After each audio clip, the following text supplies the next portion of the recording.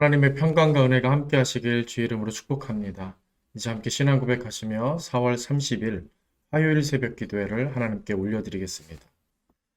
나는 전능하신 아버지 하나님 천지의 창조주를 믿습니다.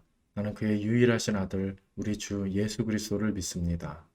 그는 성령으로 잉태되어 동정녀 마리아에게서 나시고 본디오 빌라도에게 고난을 받아 십자가에 못 박혀 죽으시고 장사된 지 사흘 만에 죽은 자 가운데서 다시 살아나셨으며 하늘에 오르시어 전능하신 아버지 하나님 우편에 앉아 계시다가 거기로부터 살아있는 자와 죽은 자를 심판하러 오십니다.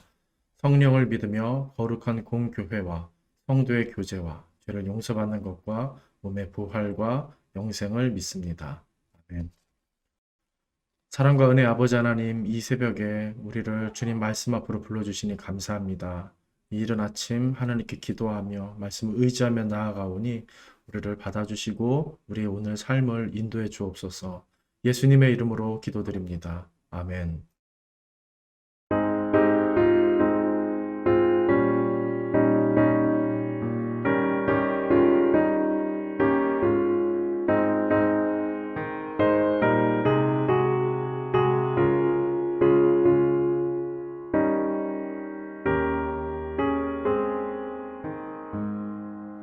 어두운 내 눈 밝히사 진리를 보게 하소서. 진리의 열쇠 내게 주사 참빛을 찾게 하소서. 깊으신 뜻을 알고자 엎드려 기다리오니 내 눈을 뜨게 하소서. 성령이여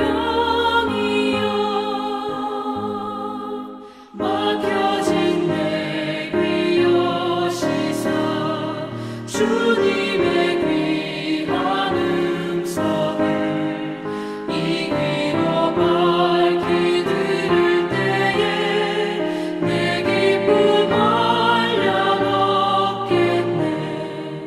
깊으신 뜻을 알고자 엎드려 기다리오니 내 귀를 열어주소서. 성령이여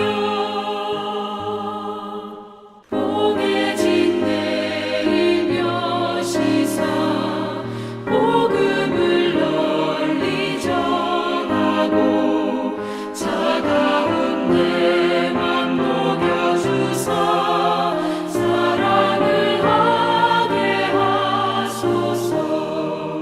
깊으신 뜻을 알고자 엎드려 기다리오니 내 입을 열어주소서. 성령이여 하나님 말씀 창세기 27장 22절에서 29절까지 말씀입니다. 제가 봉독합니다. 야곱이 그 아버지 이삭에게 가까이 가니 이삭이 만지며 이르되 음성은 야곱의 음성이나 손은 에서의 손이로다 하며 그의 손이 형 에서의 손과 같이 털이 있으므로 분별하지 못하고 축복하였더라. 이삭이 이르되 네가 참 내 아들 에서냐? 그가 대답하되 그러하니이다. 이삭이 이르되 내게로 가져오라. 내 아들이 사냥한 고기를 먹고 내 마음껏 네게 축복하리라. 야곱이 그에게로 가져가매 그가 먹고 또 포도주를 가져가매 그가 마시고 그의 아버지 이삭이 그에게 이르되 내 아들아 가까이 와서 내게 입 맞추라. 그가 가까이 가서 그에게 입 맞추니 아버지가 그의 옷의 향취를 맡고 그에게 축복하여 이르되 내 아들의 향취는 여호와께서 복 주신 밭의 향취로다. 하나님은 하늘의 이슬과 땅의 기름짐이며 풍성한 곡식과 포도주를 네게 주기를 원하노라. 만민이 너를 섬기고 열국이 네게 굴복하리니 네가 형제들의 주가 되고 내 어머니의 아들들이 네게 굴복하며 너를 저주하는 자는 저주를 받고 너를 축복하는 자는 복을 받기를 원하노라. 아멘. 오늘 본문은 야곱이 어머니 리브가와 합세하여서 아버지 이삭을 속이고 장자의 축복을 형 에서, 큰아들 에서에게서 가로채가는 그런 장면입니다. 야곱은 어머니의 도움으로 아주 치밀하게 잘 준비를 해서 아버지 이삭을 감쪽같이 속일 수 있었습니다. 살에 털을 붙이고 에서의 옷을 갖다 입고 에서가 아버지의 별미를 만들어 드렸기 때문에 또 어머니가 대신 해준 음식을 들고 에서처럼 형처럼 똑같이 모습을 갖춘 채로 아버지에게 가서 형인 척, 에서인 척 행세를 아주 잘 했습니다. 이삭은 나이가 들어 눈에 보이지 않는 관계로 귀와 코와 입으로만 큰아들인지를 식별할 수 있었는데 목소리에서 의심을 잠시 했음에도 야곱에게서는 그 에서의 냄새가 났고 또 그가 들고 온 음식에서 큰아들의 향취가 느껴졌기 때문에 그가 정말 큰아들 에서인 줄로만 아버지 이삭은 확신하고 장자의 축복을 이 둘째 야곱에게 다 쏟아부어 준 것입니다. 그 축복의 내용이 27에서 29절까지 이어지고 있는데 실로 그 내용이 엄청납니다.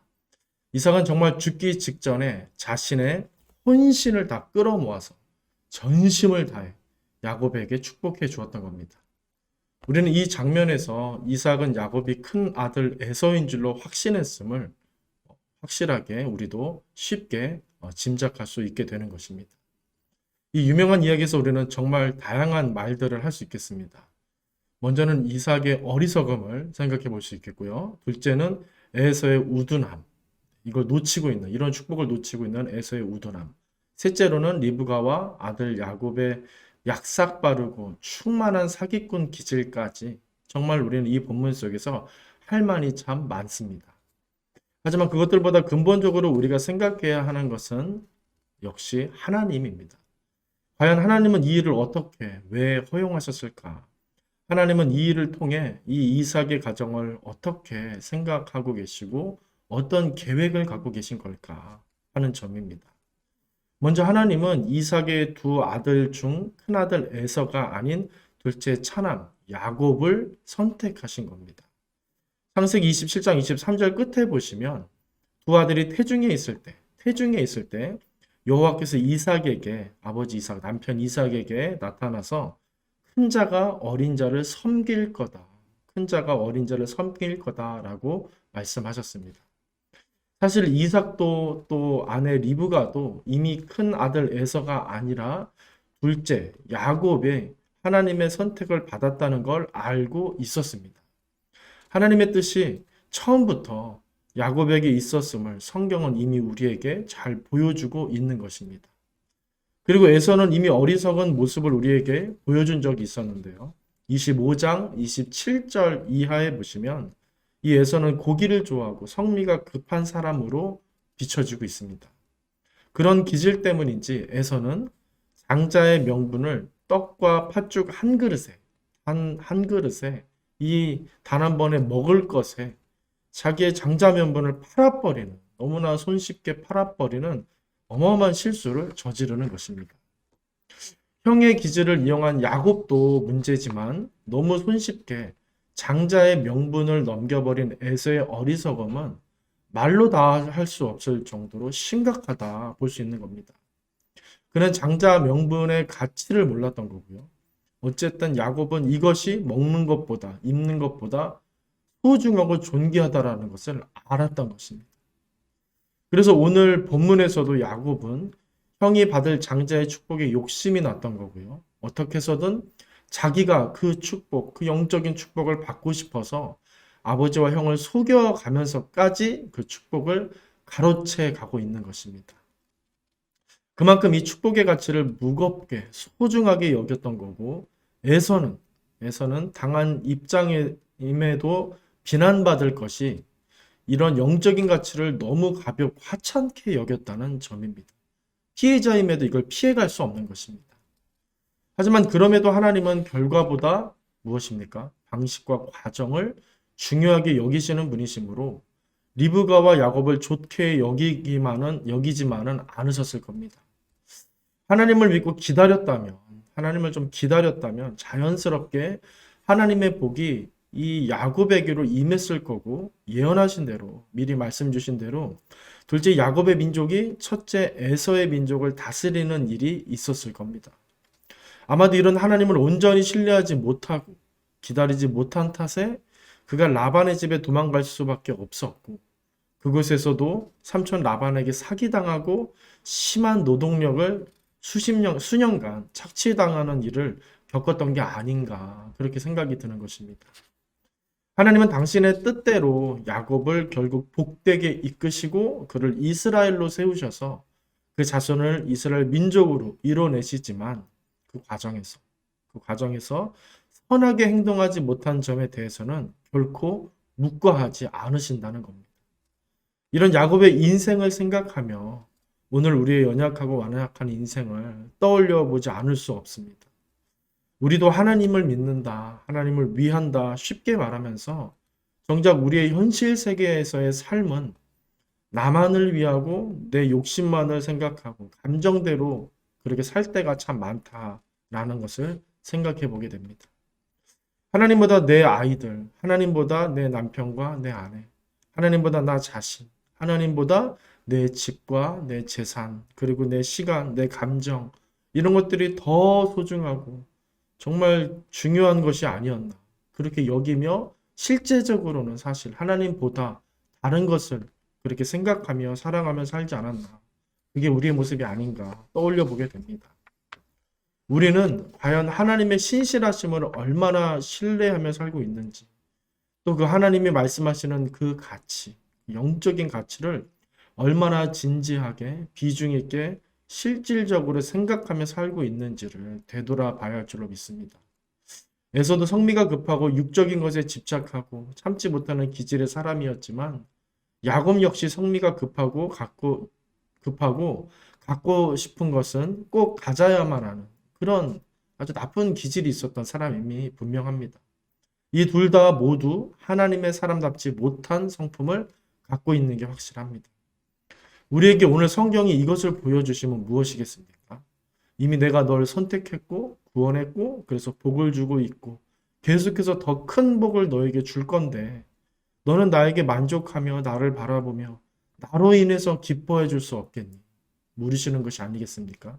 또 그렇게 나를 기다려주고 신뢰해주고 내가 말한 나의 나라에 대한 비전과 소망으로 오늘의 삶을 좀 네가 이 인생을 좀 네가 견디며 감사하며 찬양하며 살아갈 수 없겠니? 라고 물으심이 아닌가 생각이 드는 것입니다. 오늘 이 질문에 또 이 하나님의 말씀에 저와 여러분 아멘으로 답하며 하나님의 뜻이 맞습니다. 하나님의 바람으로 내가 내 인생을 살길 원합니다. 그렇게 하나님께 반응하며 오히려 감사하고 찬양하며 살아갈 수 있으면 참 좋겠습니다. 일이 아닌 과정과 방식을 보시며 결과보다 성품을 먼저 보시는 하나님 생각하며 그 하나님께 흡족한 인생을 살아드리고 그렇게 올려드리는 그런 자원하는 모습이 우리 안에 있었으면 좋겠습니다. 하나님은 우리로 기쁨을 이기지 못하신다고 스가랴 선지자가 말했습니다. 그래서 독생자 예수 그리스도를 십자가에 매달리시기까지 하셨습니다.